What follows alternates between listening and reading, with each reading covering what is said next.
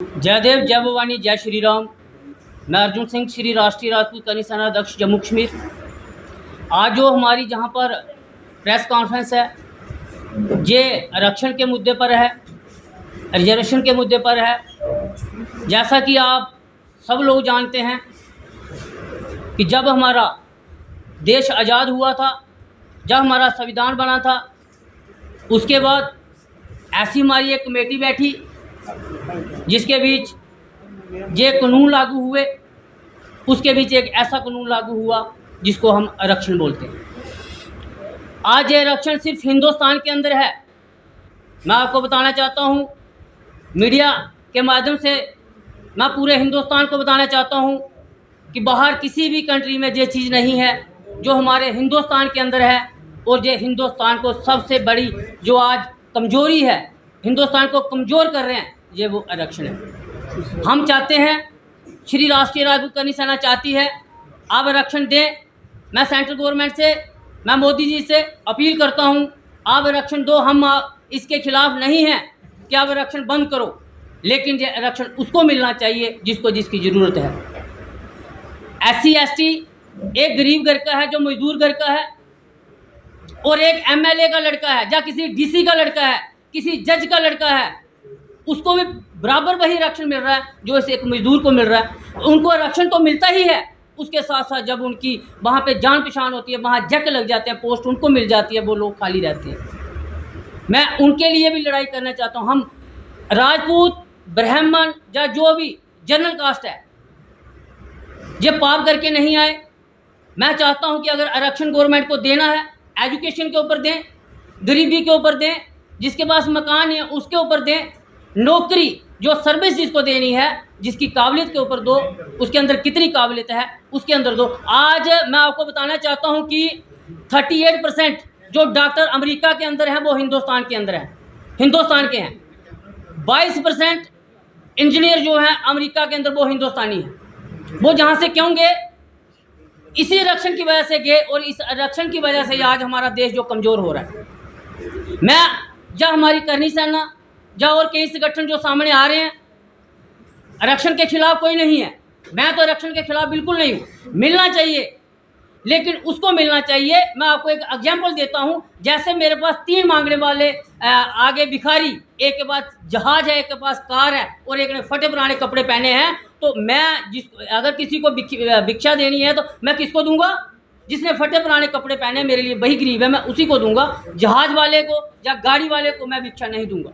यही मैं गवर्नमेंट से अपील करना चाहते हैं हम कि आप आरक्षण दो, लेकिन उसको दो जो उनको भी नहीं मिल रहा जिनके लिए आपने लागू किया। अगर आप बोलते हैं कि SC ST के लिए हमने आरक्षण लागू किया, आपने उनके लिए भी लागू नहीं किया। जहां जो इसके, मैं आपको पहले भी एक दिन पहले बताया था कि जो जज, वकील, अपने मंत्री, इनके बच्चों को आरक्षण मिलता है। मैं आपको उनका नाम नहीं लेना चाहता। एक जम्मू कश्मीर के ही हैं जो SSP हैं, उन्होंने भी आरक्षण लिया, उनकी वाइफ ने आरक्षण लिया, उनके बच्चे ने आरक्षण लिया। एक एक घर में 10 आरक्षण लिए जा रहे हैं, लेकिन जो मजदूर का लड़का 80% नंबर अगर वो लेता है, वो भी ST SC है, उसको आरक्षण नहीं मिलता।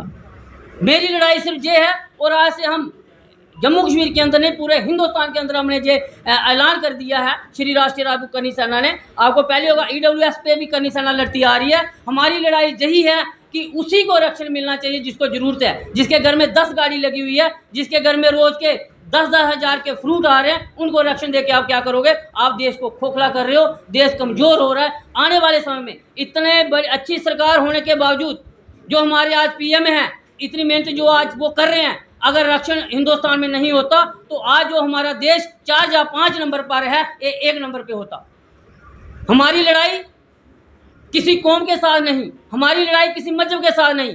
मैं कहना चाहता हूं कि अगर आरक्षण मिलना है, उसमें हिंदू, मुस्लिम, सिख, ईसाई सबको एक नज़र से देखा जाए, और हर आदमी को उसको आरक्षण मिलना चाहिए जिसको ज़रूरत है। आरक्षण अगर नहीं गवर्नमेंट इसके ऊपर कोई अमल करती तो आगे की रणनीति करनी सेना की क्या होगी? मैं आपको बताना चाहता हूँ, हमारी रणनीति बिल्कुल साफ़ है।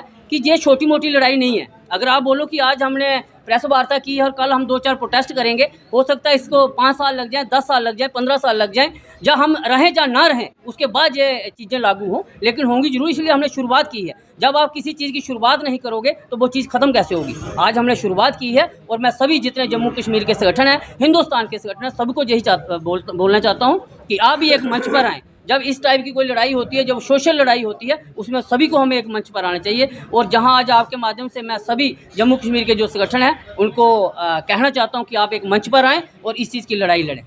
मुख्यतः सर क्या मांग है कि जिस तरह से आरक्षण तो दे रहे हैं सरकार, लेकिन बड़े सारे इसका जो गलत फ़ायदा भी उठाते हैं आरक्षण का, जो सही इसके हकदार हैं उन्हें नहीं मिलता है और दूसरे लोग इसका फ़ायदा ले रहे हैं। बिल्कुल, यही हमारी लड़ाई यही है कि अगर आपने आरक्षण दे रहे हो, किसको दे रहे हो। मेरे गांव के अंदर SC ST कम से कम भी 50% है। उनमें मुझे तो कोई नज़र नहीं आता जिसको एक अच्छी पोस्ट मिली हो या किसी को कोई नौकरी मिली हो। जो हाँ, अगर कोई अच्छी खासी वाकब है या कोई अच्छी पोस्ट पे है, वो लाइजन लगा के कहीं अपने बच्चे को सेटल कर देता, अदरवाइज उनका फ़ायदा भी उनको नहीं मिल रहा। अभी मैं ये कहना चाहता हूँ कि हमारी यही मांग है कि देखो, जनरल कास्ट जो है उसके अंदर भी गरीब हैं, है ना। उसके अंदर भी एक अच्छे नंबर ले रहे हैं लड़के, बहुत अच्छे टॉपर होते हैं, 100 में से 99 नंबर भी लेते हुए देखा हमने, लेकिन फिर भी उनको सर्विस नहीं मिलती क्योंकि उनके आगे आरक्षण आ जाता है। मैं इसको ये नहीं कहना चाहता कि इसको ख़त्म करो, मैं ये कहना चाहता हूँ कि आप उसको दो जिसको इसकी ज़रूरत है। अभी हाल ही में देखा है कि जनरल कैटेगरी का जो कोटा है उसमें कमी लाई गई है, जो पहले 50 था उससे बताया जा रहा है कि 30% किया गया है। इस पर क्या कहें? देखिए, ये कोड का आर्डर है ना, ये कोड का आर्डर आप भी जानते हो कि 50 से ऊपर नहीं होना चाहिए और फिर ये आप भी 70 तक पहुंच गए हैं।